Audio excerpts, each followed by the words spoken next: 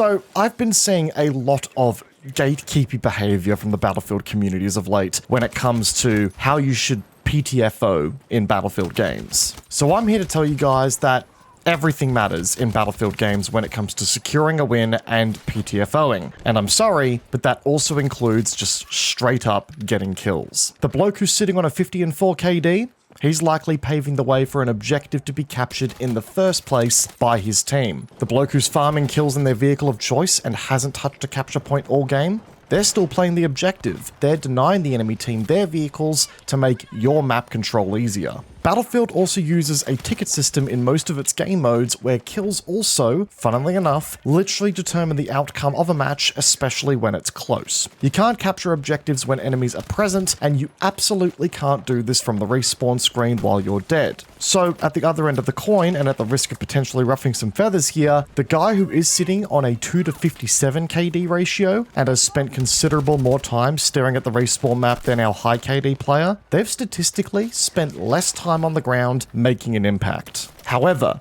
the guy who is on a 2 and 57 KD might have a really high objective capture score because they are there when the time is right, securing the objectives as the spearheads move on to clear the way elsewhere. Or they may be the best damn medic, tank engineer, or spotter that we've ever seen in Battlefield history. So that's not to say that Mr. 2 and 57 had no impact at all on the game, but if you had an entire team running that kind of scoreline, you're unlikely to win as well. The point, guys, is that it all matters, and I think that we as a community need to get back to appreciating all of the elements that lead to PTFOing in Battlefield games in one way or another, whether it be directly or indirectly. A lot of the playstyles in this game lean on one another to ultimately win a match. To pretend that's not the case here, that's a damaging narrative to set in my opinion, and it's not healthy for the community.